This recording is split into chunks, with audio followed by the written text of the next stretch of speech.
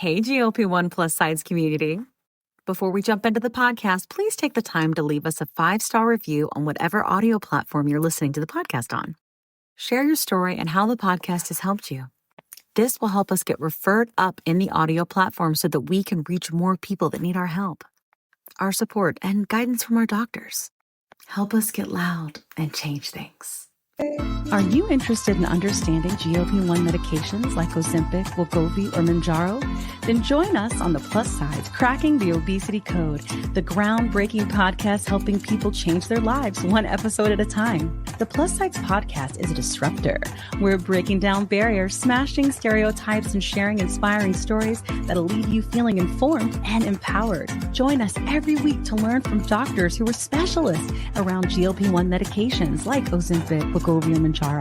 They'll provide you with science and facts to validate these incredible stories. But that's not all. We'll also bring you the voices of the GLP-1 Mounjaro TikTok community, real people who face the challenges of obesity-related diseases and disorders and discovered the incredible plus sides of GLP-1 medications. Our episodes are filled with heartwarming stories, laughter, and moments of triumph. You'll connect with our amazing community members who are reclaiming their health and experiencing their fullest lives. Are you ready to embark on a journey of discovery and empowerment? Tune in to the Plus SideZ Cracking the Obesity Code, and together we'll change the narrative around obesity and end the stigma.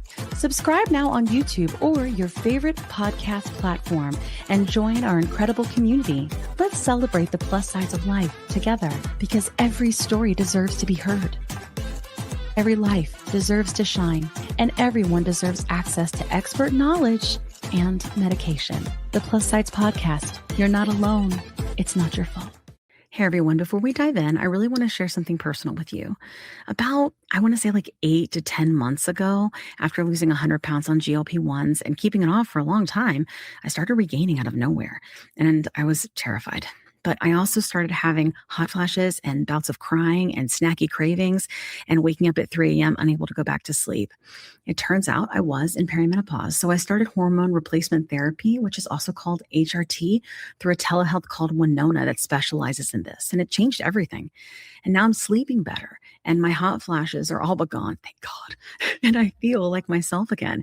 And it turns out that you can actually start perimenopause as early as 35. And well, I'm 46 and she's here.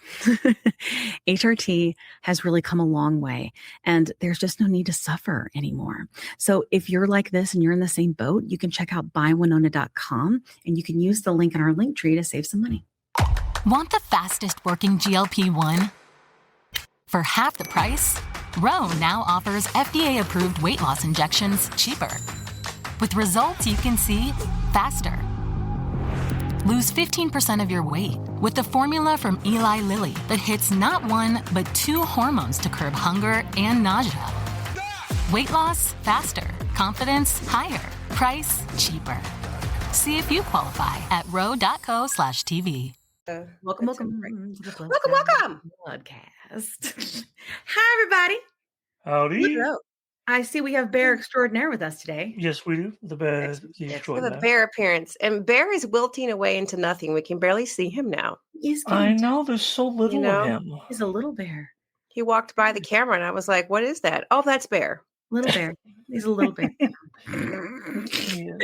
All right, we'll do quick intros because we get hundreds of new people every week. So we'll do it quick, though. If you are a regular, this is your cue to fast forward. My name is Kim. This is the Plus SideZ Podcast, where we interview experts about the disease of obesity, type 2 diabetes, insulin resistance, PCOS, blah, blah, blah.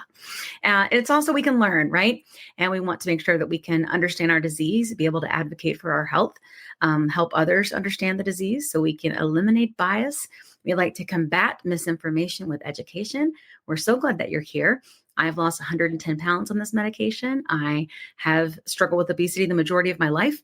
My first diet was on Weight Watchers. I have a very vivid memory of being 8 in the kitchen, drizzling chocolate sauce over a rice cake just to be able to stay within the points and be able to sleep and have something that would taste good to my brain. So I've been trying to control the size of my body my whole life. And when I found GLP-1 medications and the food noise turned off, I could not shut up.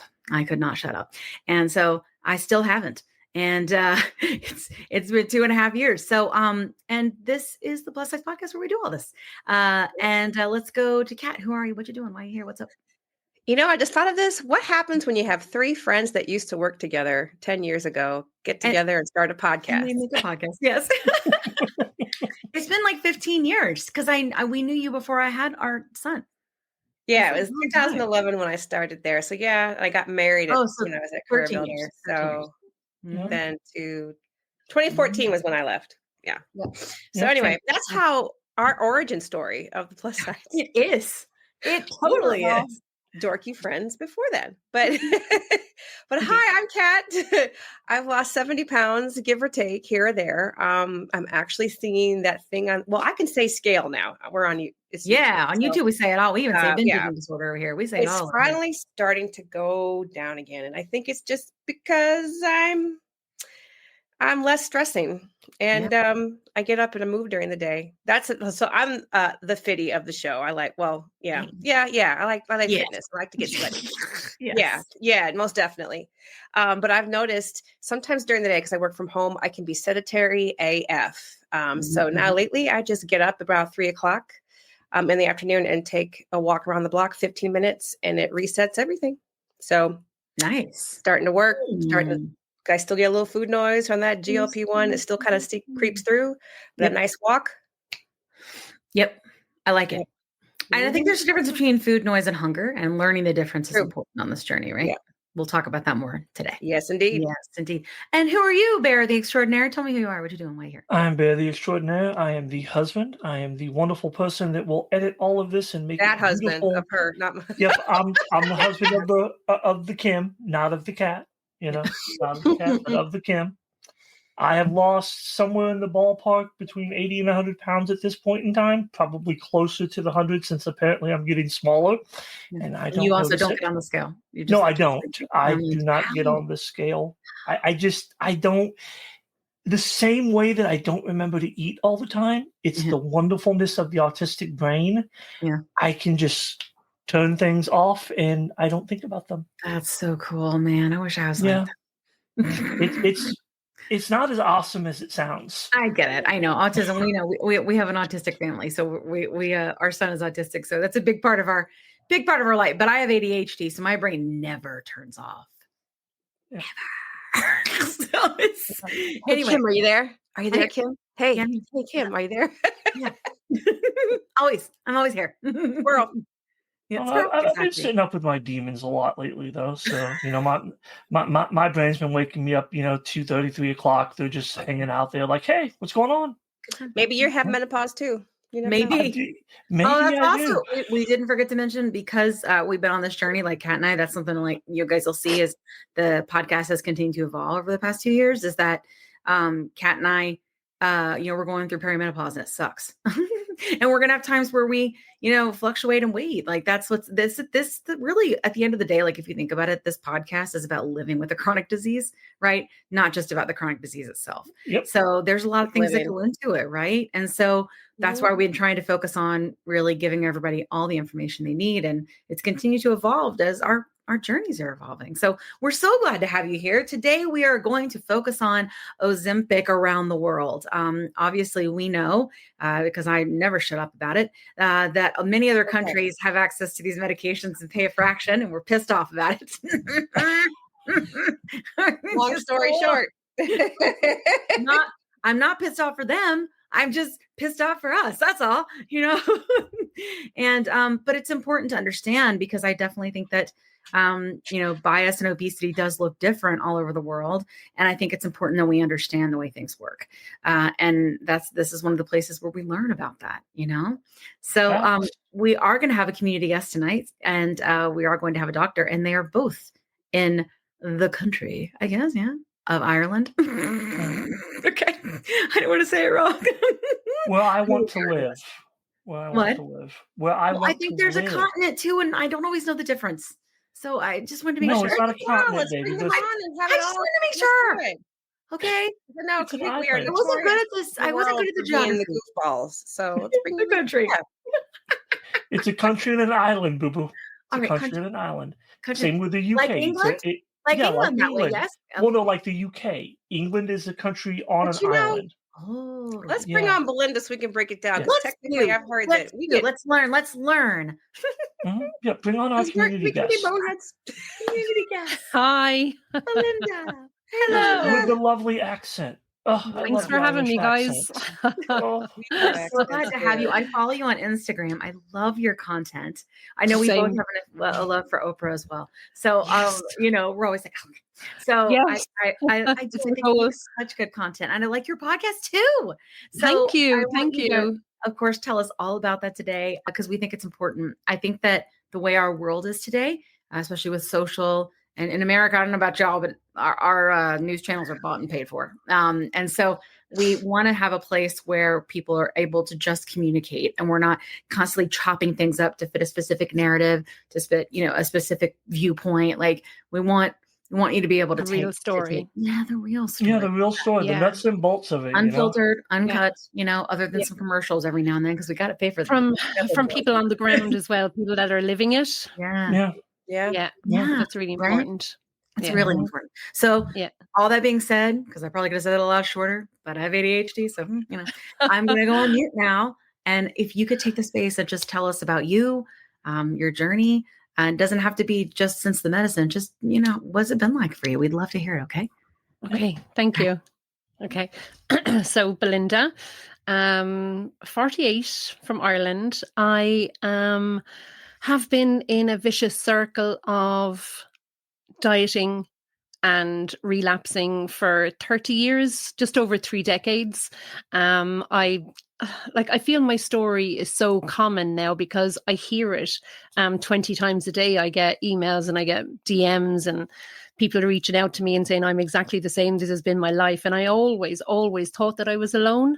I always thought that I was the only one that had this thing that couldn't lose weight and that couldn't control my diet and couldn't control my eating. And, I just honestly thought that everybody else was succeeding at the same thing, that it was a level playing field, that everybody had this noise in their head and were trying really, really hard to lose weight. And they did always do it. But along came the information about the disease of obesity and GLP-1 medications, and bang, the playing field was leveled for the first time in my life. I took that medication 2.5 years ago after doing a tiny bit of research, because the minute I started doing the research, I would have stuck it in my eyeball if I had gotten it. I couldn't get it quick enough. I know.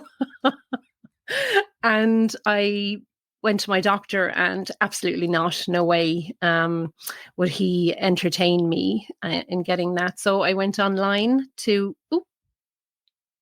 an online doctor. Took me about 3 minutes at the time to get the medication, and off I went. And I've, from the 2.5 years ago to now, I think I've lost about 87 pounds. The majority of that weight I would have lost at the very beginning because it does slow down. And again, like you were saying earlier, the menopause, perimenopause creeped in at around the same time. And I'm so glad that those two things happened at the same time for me, because finding the medication and the perimenopause starting, I'm not sure what state I would be in physically and mentally now if I didn't have that. So, and then when I started the medication, I thought to myself, I should document this. I really should take note of this now, because, I don't know anybody on it. I didn't know anybody speaking about it. There was very little online. I couldn't really connect with the people that were sharing their stories on TikTok, because it was, all I could see was skinny girls taking it, and there was no, real people taking it. So I just thought I'll just start this little Instagram account and start putting up pictures and stuff. And then it got so big, I had no choice but to show my face on it, which I never really wanted to do anyway. But sure, look, here we are. And now the podcast, The Dose with Paddy and Belinda, that's doing really well as well. And just recently, the medication Mounjaro has been released in Ireland as well. So there's so much excitement around that. The media is full of it. There's late night talk shows that are hosting people on it. There's documentaries that are coming. Documentaries already been on. There's another documentary coming on in 2 weeks' time as well about the drug in Ireland. So yeah, here we are. I know I'm on your podcast, and I'm delighted to be here. Oh, I'm so glad you're here. I'm so glad you're here. That is fantastic. I mean, just the thought that you like put up pictures and just like it started to grow. Like, I actually think there's a pretty big deficit of people, like I would say, like with obesity on IG. I feel like it's been very heavy TikTok, at least in the States. Yeah. Have you noticed that? Yeah, but I think what you find with the TikTok, God, I sound so old. It's like saying the sounds like me with the continent and the countries. Yeah. But I think what you find with TikTok is there's not as there's a lot thinner people taking it on there, and you know that it's kind of saturated with that. It always has been. IG, it's more close to reality, I think. We may lose Kat here and there, guys. She's they've been having in her area internet issues, so okay. If we do, she'll pop in when she can. She can't. That's good. Too. I knew it was probably going to happen, so that's okay because I have a lovely co-host Bear today, and also you're going to be a co-host as well, which is really nice. Well, I would love to understand more about if it's okay with you, if you're open to some questions. Is that okay? Okay. Yeah, of course. Oh my God. Yeah. I'll handle it with care. I would love to know, we talk a lot about like food noise, right? And the way you're talking conceptually about it makes so much sense, but there is a lot of feelings about it. Do you remember when you felt a turn off and what that was like for you?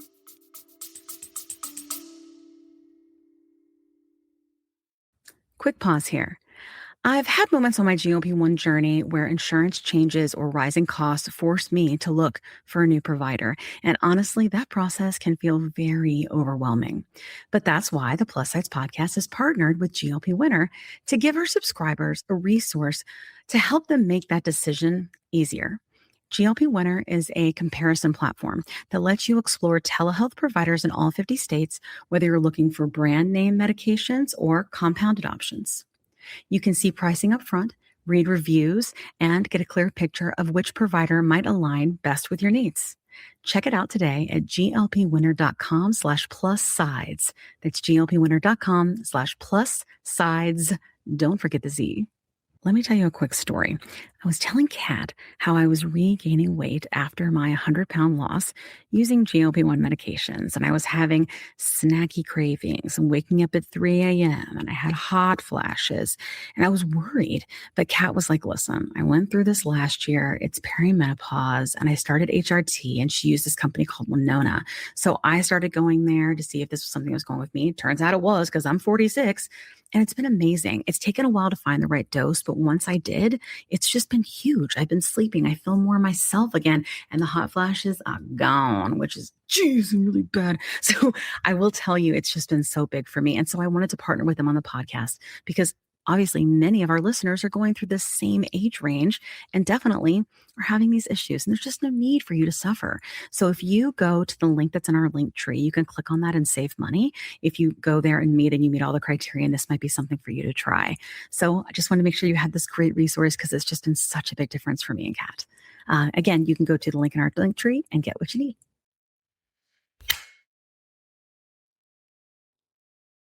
"20 seconds a week to lose 20% of your weight in a year with diet and exercise. That's the power of GLP-1s through Ro. Ro helps find the medication that's right for you, based on cost, availability, and your weight loss goals. Losing weight with GLP-1s is possible through Ro. Yeah, I remember exactly when it happened. I remember where I was and what I was doing.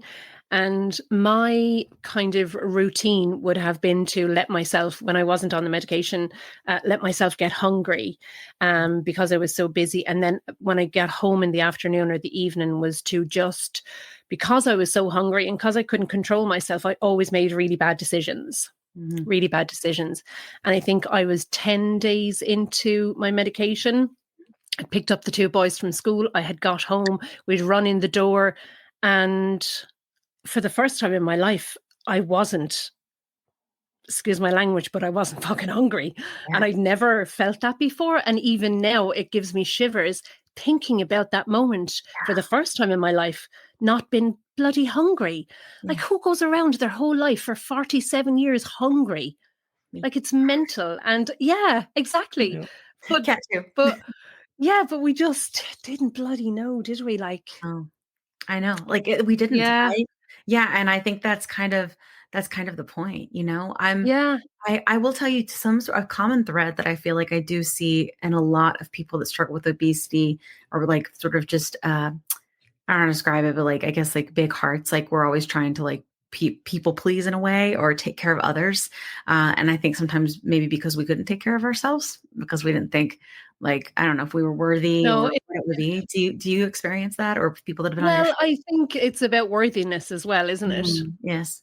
You know, not feeling worthy of anything at all, you know, and then trying to overcompensate by being overly helpful, overly kind, and doing as much as you can for everybody else and running around the place. And I know. I think so something too. I had to work through. Yeah. I'd say I'm still working through it, but I'm getting better. Like, I'm getting better at being like, you can't please everyone, and it is okay to not. And I think the bigger as you become as a creator, that becomes a thing too. Especially when like, absolutely, politics and stuff come in play. Like, I can't even like, it's like, you know what I mean? Like the expectations of certain people that want you to be a certain kind of way. Yeah. And then it's my point being like, I can't please everybody. It's impossible, right? You know? Exactly. Yeah. I actually go ahead. Yeah. I had a health coach for 18 months of my journey, and I was so blessed to have her. I was able to work through an awful lot of stuff from my past, and I was able to work through the damage that had been done to me emotionally, where the toxic diet culture was concerned, and being addicted to the scales and letting the scales dictate my day, my feelings, how I was, how worthy I was as a person to go on about my day and have a good day. Or if the scales didn't allow it, then I didn't have a good day. But it was all the things of standing in diet rooms, like what we would call like Weight Watchers or whatever. We had our ones over here as well. Like I was in them when I was 14 years of age, you know, so. Yeah, absolutely. I mean, I think it's very common here too in America. I'm wondering around, like, and we'll talk to our guests about it as well, but I'd love to know, like, what about bias there with people that are large? Like for here, especially like with riding on airplanes or riding in public transportation or things like that, they can really affect so much.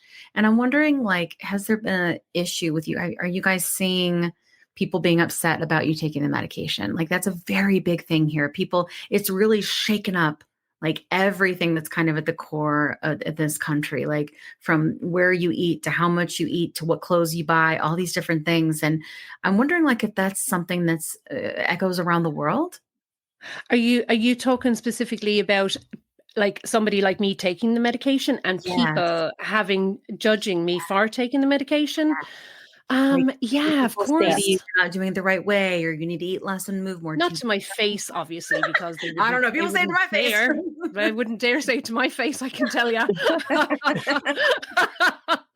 They can say what they like behind my back. But look, do you know what it is? In Ireland and in small towns, it's very parochial. Like, it's very, very small town mentality. And it's not even that people would say to you, oh my God, what are you doing taking that? It's, oh, just don't tell her, or don't say this or don't say that. It's very, everything, I think it's a bloody Irish thing. Everything's swept under the carpet and not spoken about, you know? But like you, Kim, since the day I found it, since the day the food noise turned off, I can't shut the hell up about it. And I'm not going to either, like yourself. And you can't as well, I'm sure. No, not at all.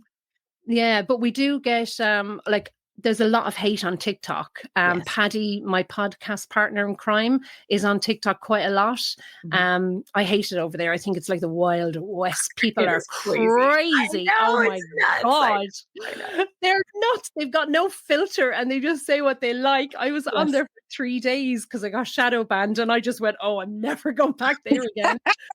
I don't get it so much on Instagram. Instagram. Yeah. Where do you guys get it most?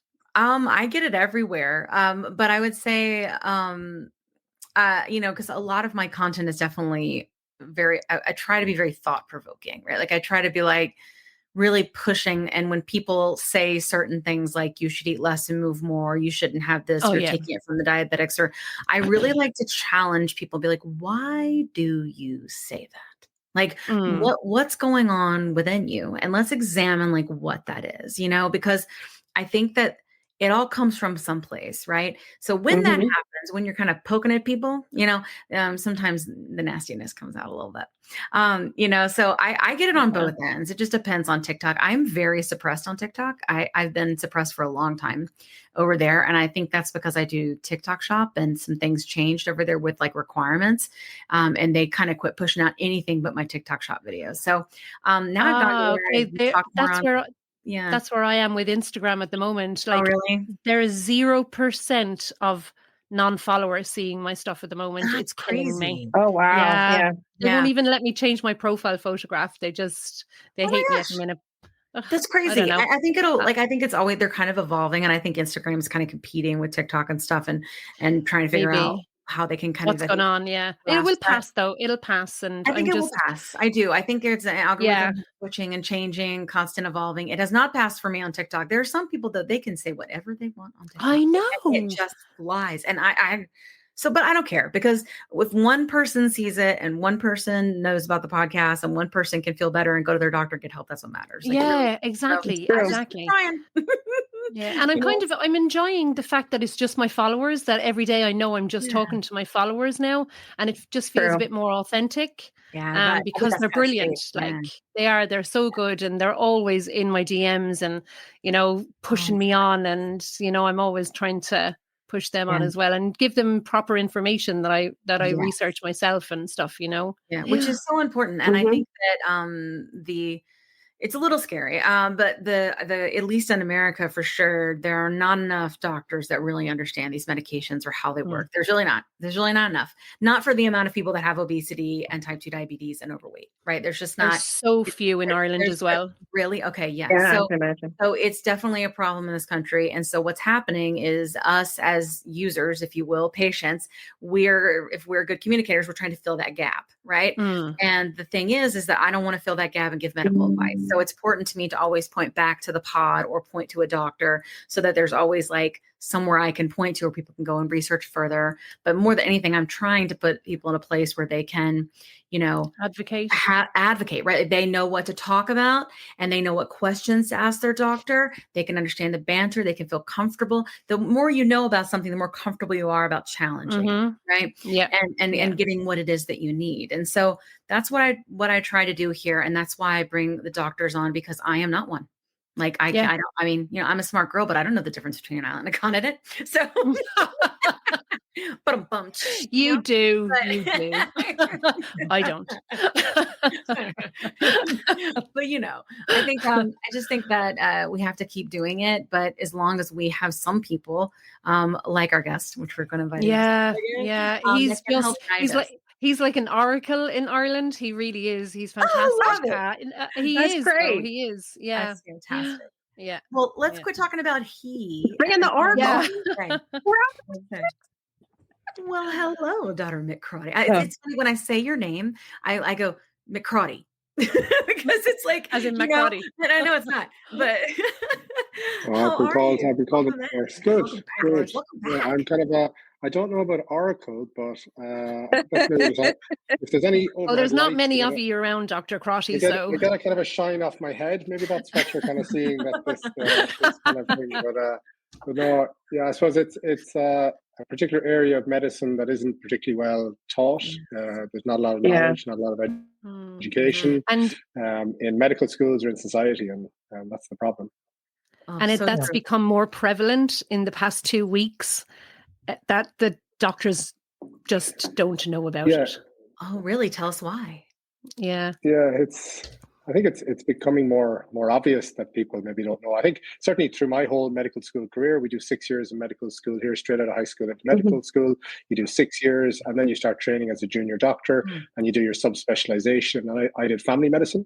So throughout my medical school, throughout my kind of family medicine kind of residency and training, and then when I started working, there was little to no education about obesity, about how the body regulates weight, about the complexity of it. And it wasn't then until, I suppose, a bit of self-directed learning. So I moved to Canada and lived there for 5 years.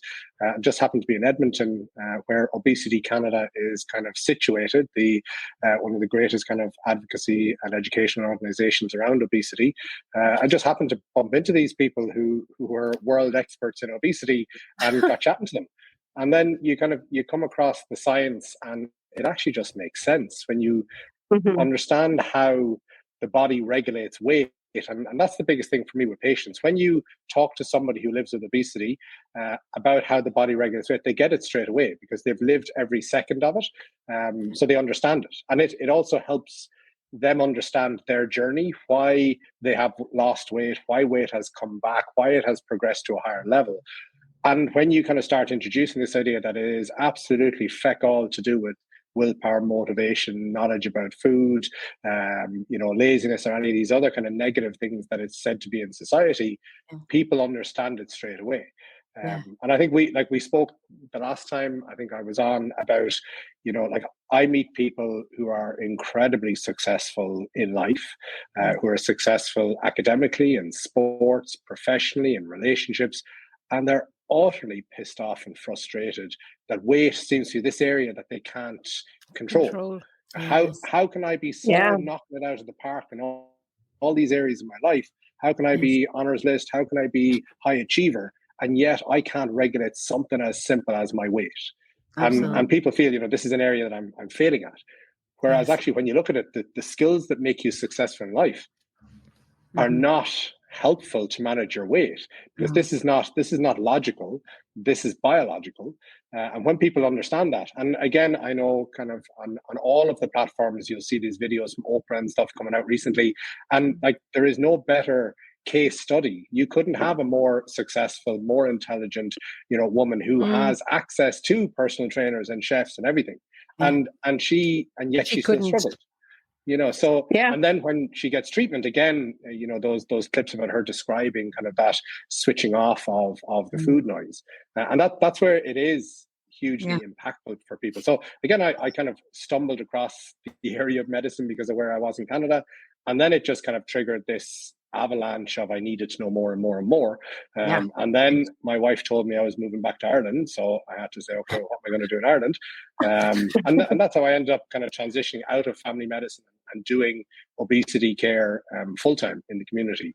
So it's kind of, but the problem is, and actually one of my roles, I'm the clinical lead for obesity with the Irish College of General Practitioners, which is like the Irish College of Family Medicine. And one of my roles is educating GPs.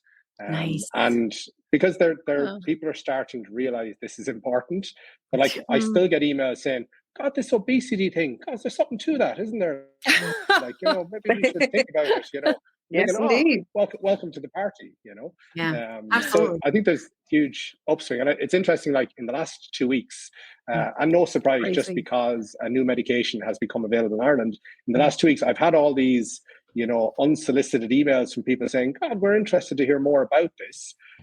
And, I suppose it's because they have more tools available, or maybe because people are looking to make a buck out of it. I don't know, one or the other, but, it's interesting kind of that there is an upswell of interest at the moment.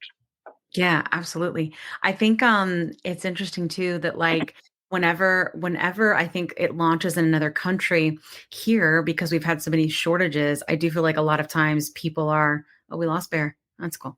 A lot of times people are like, wait a minute, why do you continue to launch in these other countries? We have these shortages here, but then here, right, we just had it happen where Novo Nordisk said, actually, semaglutide's not in shortage at all anymore with FDA for us. right? And then for a while ago, they were saying for tirzepatide, that's been a couple months ago now, and they've been in litigation about it here in the States, where we're trying to say, hey, like you're letting these, big pharma people come in and say, that there's not a shortage, and why? Like, why aren't you taking all these people into account, right, when they're telling you we can't access it? You know what I mean? And that's been going on a lot. And so I'm curious about this. Like, the timing of it is very interesting. I always find it's like about when we're having this conversation, it gets launched in another country, Yeah, I think it's certainly with medications that there's, I suppose, two sides to every coin. And everybody we look at it over here and we can say, medications are cheaper here than they are in the States, because we don't have the whole insurance system and pre-authorization and pre-approval, and computer says yes, computer says no, and form filling. We have people paying out of their pocket, for the medication. But on the other side, then, we are a piddly little market on the edge of Europe. We're not making any pharma company huge amounts of money. So, we haven't got higher doses of semaglutide, under the brand name Wegovy yet. We only last week got tirzepatide, Mounjaro available in Ireland. Again, when semaglutide, Ozempic was in, it was pretty much for a year and a half, 2 years in short supply here. And again, what we were hearing is it was being prioritized for other markets. So for America, and the mentality was, well, they're getting more money for it in America, so they're sending it all to the States and the Middle East. So that makes again, sense. Everybody has their own little bindle that we're all looking after, and kind of we could say that here, but it's as far as I think across the world, we're all dealing with the same issues. I think so too. We're dealing with the lack of education. We're dealing with societal stigma. We're dealing with stigma within healthcare. We're dealing with kind of, people who grew up kind of with this diet culture mentality. So all of these things kind of, there's a commonality, and then we have our own brand of it in different places. So here, like, you'll find, the stigma is huge here. But again, like such as Belinda was saying earlier, such small communities, and well, if I'm on this medication, I'm not going to take it to my local pharmacy because they know me, and Mary's mother is married to my sister's brother, and I don't want people knowing I'm on these medications, so send it to the next town over. Type thing. Like there is huge issues, and nobody talks about being on these medications because there is a stigma and a shame about it, and that's where like Belinda and Paddy are fantastic, because they're talking about their experience. And even in talking about, like, we'll talk about the diets, we'll talk about the weight that we've lost and gained, but people don't talk about the experience, the food noise. Jesus, is everybody else? And that's what I hear every day in clinic, is that, like, you'll say to people, some people might tell me X, Y, and Z, and people are agog because they don't realize that other people have been dealing with the same things they've been dealing with, because we don't talk about those things. So it's interesting. We don't have anybody speaking about it at all, really, about the emotional side of it, about the journey, and like Dr. Crotty was just saying about what it felt like back then compared to now, and the difference that medication does make. I mean, even when you just mentioned it coming into Ireland last week, even though it's come into Ireland, we still have only got 2 doses, the 2.5 milligram and the 5 milligram. There's no other doses available in Ireland. And even interesting. And even when people over here in Ireland started taking Ozempic for weight loss, when we would go into the chemist to get the medication that we had a prescription for, we were told no by the pharmacist that you're not allowed to have it, that they're prioritizing their medication for the people with diabetes, which is fine because it is a diabetic drug, and that's what it was made for, and that's what it was prescribed for first. But it was tough. It was very tough for a while over here, and people were treated so badly in chemists that I had people crying to me on DMs. They were saying that I'm here crying. I was in there and I was shaking. I was so embarrassed, and it was awful. And it was across the whole country. The whole country. It definitely, same thing was here when the shortage happened a couple years or even a year ago, right? Like, same thing, we would go to get our medicine. And so here we call it the pharmacist. I think it's very similar to chemist. The pharmacist would say, like, no, we're prioritizing for diabetics because of the shortage. Same thing. We experienced it as well, which was difficult because then what happens when that happens is there becomes kind of a rift between those who have type 2 and those who don't, and that was, man, it ran rampant here in the media. It was definitely did. People are taking it away from the diabetics was like the narrative, and they were spinning it and all these different things. And that was really before Weight Watchers bought a telehealth and started turning things like to where they were, I call it getting in the Ozempic game, right? But like, that was before that. When that happened, the PR switched, and all of a sudden it was like Dr. Crotty said, maybe there's something to this obesity of Weight Watchers getting involved. You know what I mean? And so that's definitely been a thing here as well. I think it would probably be good if we sort of dig into understanding, if you guys will honor me and understand this, but like understanding a little bit about our bodies and how they work. We talk about things from like a food noise. We use big words like metabolic syndrome. We talk kind of about insulin resistance. I think one of the best things I ever saw, this is where I first found Dr. Crotty, was he was talking to someone in the media, and he specifically said, telling a person with obesity to lose weight is like telling a person with depression to cheer up. Like, you're not taking into account these very complicated things, right? And I would say even with some people that we have that are moving into leadership positions and our new administration, they are not educated in this area, which is why in the States specifically, we're trying to be louder than ever, because this is very important and you can't miss this piece, right? So if we could talk a little bit about types of fat and things like that. I know Kat's got a question and like insulin resistance. Let's just try to move into the science a little bit and we'll go from there. Let's do it. Let's get sciencey. All right, Dr. Crotty, can you explain the different types of fat, why fat is sometimes referred to as an organ, and which types are considered more dangerous than others? You didn't tell me there would be a test on this. Do I get graded at the end? And kind of is there fact checking going on? You know the answer. Good luck. We used to think of fatty cells, adipose tissue, as something that's just there to store energy, and now we know that actually it's much more complex. Like everything in the body, it's more complicated. I suppose an organ is a collection of tissues that has a specialized or particular function. Okay. So your heart has a particular function, your liver has a particular function, your kidneys have a particular function. They're all there to do things within your body and to keep you alive. So adipose tissue, I suppose, which is our fancy way of saying fatty tissue, has a function. And its function is to store energy. But also it has a role in energy balance. It has a role in inflammation. It has a role in the immune system. It has a role in kind of padding our body if we fall or get injured and protecting our organs. It's got lots of different kind of functions. So it's not just this thing that's sitting there. There is constant communication happening. So it's communication between our fatty cells and the brain around our energy balance. And there's hormones that are produced like leptin by fatty cells that communicate with the brain around energy balance. And if I am in an energy deficit and if my weight is coming down, my brain gets feedback on that because our brain is there to try and maintain our fat mass. That's the job of our brain, our subconscious caveman or cave woman, if I'm not being sexist, or cave person, if I'm being really inclusive. Brain, I don't know if there's anybody who doesn't identify as a person, but I think the subconscious, our hypothalamus, that's where weight, energy balance is regulated. And that's constantly getting feedback from fatty cells, but also from our stomach, our gut, our pancreas, our liver, and lots of different places. And then the brain kind of integrates that. And that's where ultimately our weight is regulated in the subconscious brain. So I suppose fat cells or adipocytes are not just there to store energy. They've got lots of other functions. As far as different types of fatty cells, we have white adipocytes and we've got brown adipocytes. Brown adipocytes are predominantly in babies and toddlers, and the number of them reduce as we get older. So they're there to protect you from getting cold when you're a baby.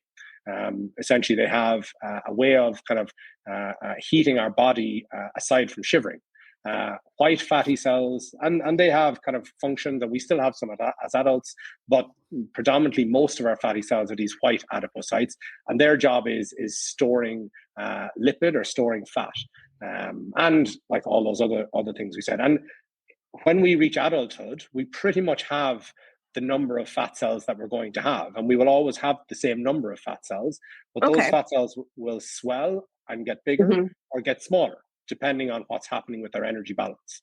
And then it comes back to, I suppose, the biggest thing for me is that subconscious brain, that caveman who's in the back of my head, where hunger and fullness, reward, craving, wanting, metabolic rate, all of that is regulated at a level of the brain we can't control. You can't think yourself less hungry. You can't think yourself more full. You can't think away the dopamine response you get from food. So this is happening biochemically. And again, that plays into then, our hypothalamic set point, or, the set point kind of managing body weight, where, irrespective of how my body has gotten to this weight, when I'm here, now my brain and my body and my cells are defending this weight. It's not natural. It's not intended that we should lose weight. We're not supposed to lose weight.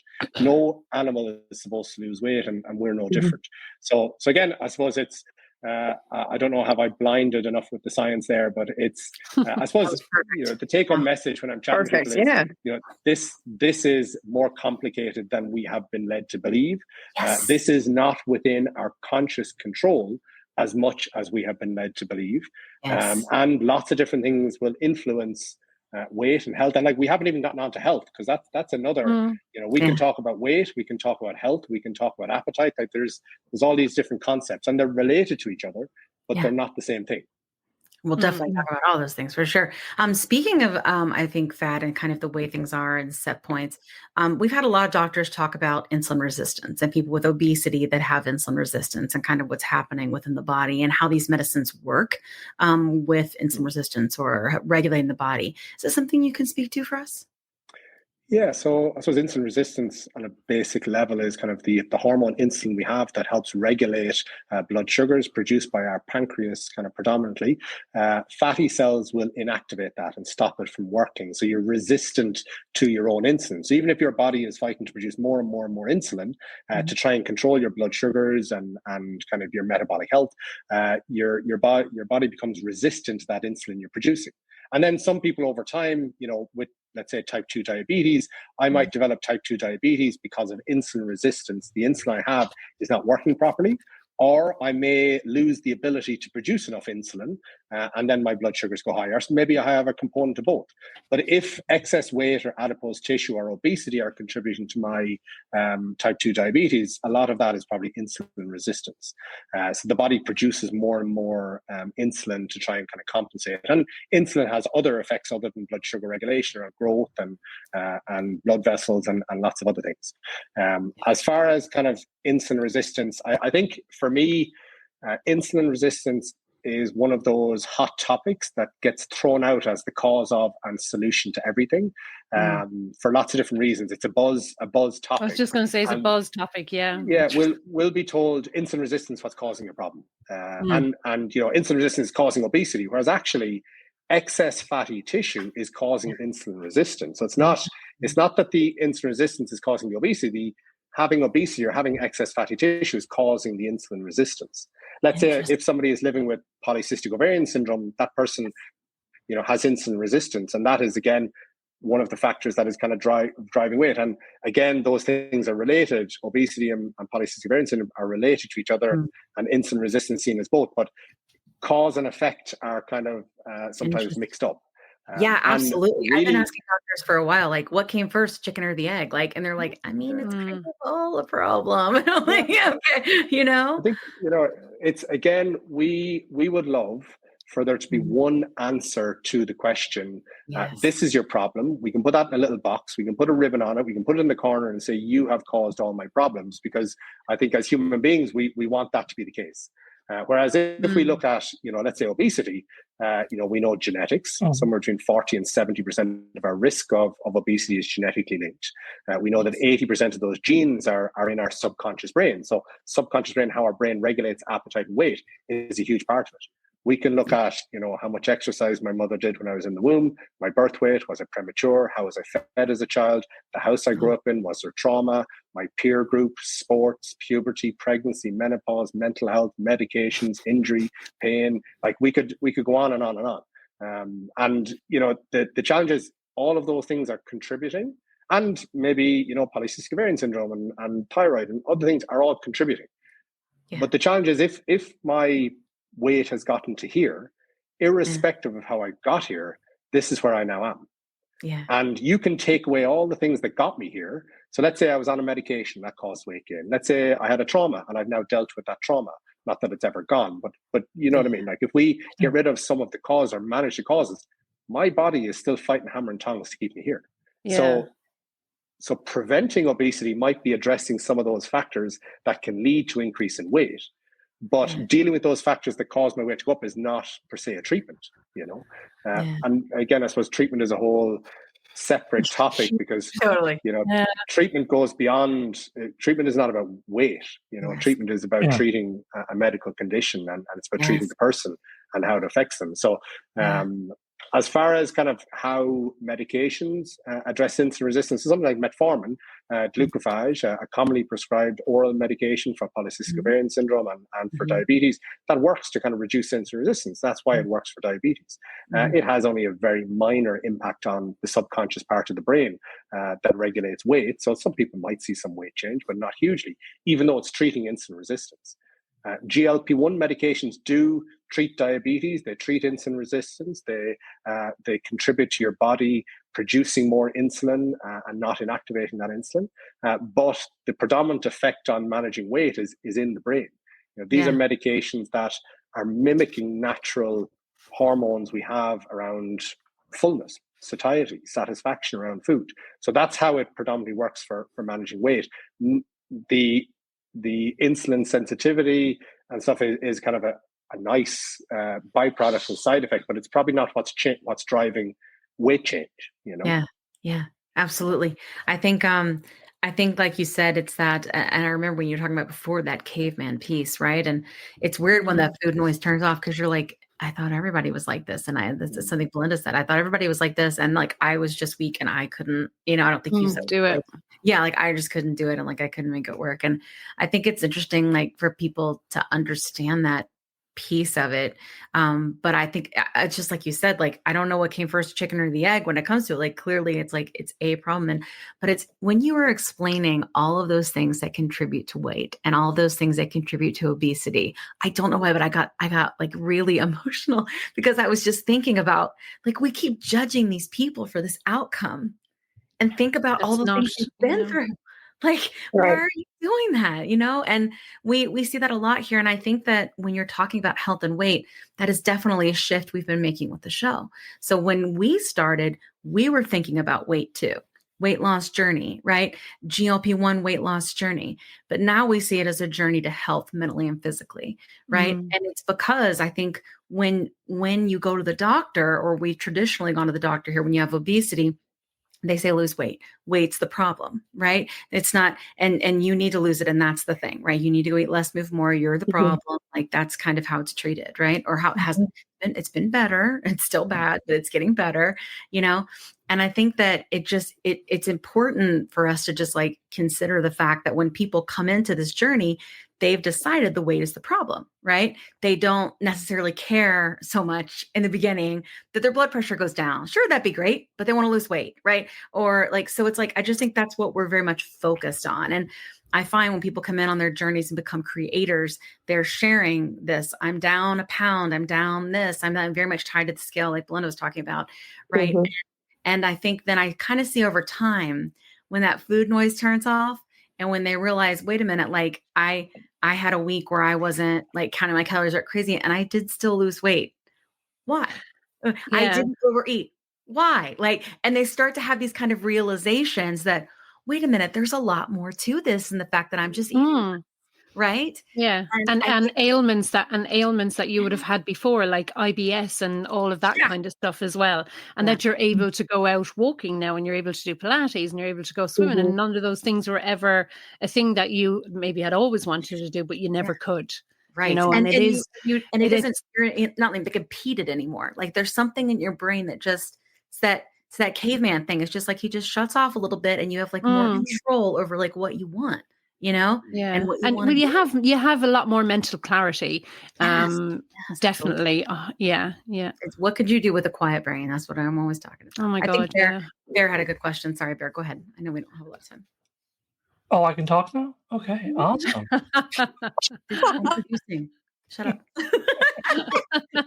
Listen, I don't want to have to fire you and divorce you in the same day. Love you. I mean, I'm moving over there with you, Belinda. Sounds like your husband will understand that. No, we're going to move to Ireland. That's what you. That's where I want to move to. I got to learn if it's a continent or country. Well, talking about like the medications and everything, we know how like it kind of works. So we know how it works over here in the United States. You know what it is they want us to show them for the treatment and kind of like how much it costs and a lot of the conflicts that people run into over here. We're kind of I'm especially kind of interested to learn like what is it like over there, like Belinda, when you went to get your script for the very first time for it, like what was the criteria? Did you go to your doctor first? Were you able to just call the pharmacy, kind of like, the cost of it? And then, is there financial aid if you can't, come out of pocket for it? It's like if you don't have an extra $150, let's say, dollars for it, do you have a way to get help with that kind of, stuff along those lines? So when I first went to get help for my obesity to my doctor and asked for the GLP-1 medication, I was declined because I didn't have diabetes and they weren't prescribing it. This was 2.5 years ago, a lot's changed since then, but they weren't really prescribing it for people that didn't have diabetes. So like I said earlier, I went online to an online doctor and got it. And then I had to find a chemist locally that would sell it to me because of the shortage in that. So I was getting it from a few different chemists around, like a town over or a town up or whatever. I myself was paying €150 at the time, which is a lot of money. Still is a lot of money. But US, is that close? It's about $160. Okay. Yeah. Not compared to you guys, obviously, but so that's what I was paying, and that's how I got it. Hey, Plus Siders. We're so glad that you were able to tune in for part 1 of the episode. Part 2 will be posted next week. We look forward to seeing you then. Have a great week. And remember, you're not alone. It's not your fault. Let me tell you a quick story.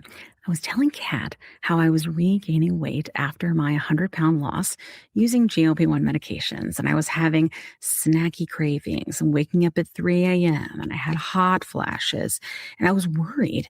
But Kat was like, listen, I went through this last year. It's perimenopause, and I started HRT, and she used this company called Winona. So I started going there to see if this was something that was going with me. Turns out it was, because I'm 46. And it's been amazing. It's taken a while to find the right dose, but once I did, it's just been huge. I've been sleeping. I feel more myself again. And the hot flashes are gone, which is, really bad. So I will tell you, it's just been so big for me. And so I wanted to partner with them on the podcast because obviously many of our listeners are going through the same age range and definitely are having these issues. And there's just no need for you to suffer. So if you go to the link that's in our link tree, you can click on that and save money. If you go there and you meet all the criteria, this might be something for you to try. So I just want to make sure you had this great resource because it's just been such a big difference for me and Kat. Again, you can go to the link in our link tree and get what you need. Today's episode is brought to you by Ro, a telehealth platform that's changing the game of GLP-1 access. What sets Ro apart? Ro understands the challenges of navigating insurance hurdles and the skyrocketing prices of GLP-1 medications. That's why they specialize in getting insurance approvals for GLP-1s. And if insurance is a barrier, they go a step further by prescribing brand name zepbound vials for prices close to those of compound GLP-1s. With Ro, you're not just getting a prescription, you're getting a partner in your journey that's helping you access affordable treatment and guiding you every step of the way. Whether it's insurance approvals or cost-effective alternatives, Ro is here to make sure that you get the medication you need. Visit ro.co/plus SideZ with a Z today to see how they can help you take control of your weight management journey with affordable, accessible care. That's ro.co/plus-sides with a Z, making healthcare work for you. Check out the link in our show notes for more details. Are you interested in understanding GLP-1 medications like Ozempic, Wegovy, or Mounjaro? Then join us on the Plus SideZ Cracking the Obesity Code, the groundbreaking podcast helping people change their lives one episode at a time. The Plus SideZ Podcast is a disruptor. We're breaking down barriers, smashing stereotypes, and sharing inspiring stories that'll leave you feeling informed and empowered. Join us every week to learn from doctors who are specialists around GLP-1 medications like Ozempic, Wegovy, and Mounjaro. They'll provide you with science and facts to validate these incredible stories. But that's not all. We'll also bring you the voices of the GLP-1 Mounjaro TikTok community, real people who face the challenges of obesity, related diseases and disorders, and discovered the incredible plus sides of GLP-1 medications. Our episodes are filled with heartwarming stories, laughter, and moments of triumph. You'll connect with our amazing community members who are reclaiming their health and experiencing their fullest lives. Are you ready to embark on a journey of discovery and empowerment? Tune in to the Plus SideZ Cracking the Obesity Code, and together we'll change the narrative around obesity and end the stigma. Subscribe now on YouTube or your favorite podcast platform and join our incredible community. Let's celebrate the plus sides of life together, because every story deserves to be heard. Every life deserves to shine, and everyone deserves access to expert knowledge and medication. The Plus SideZ Podcast. You're not alone. It's not your fault.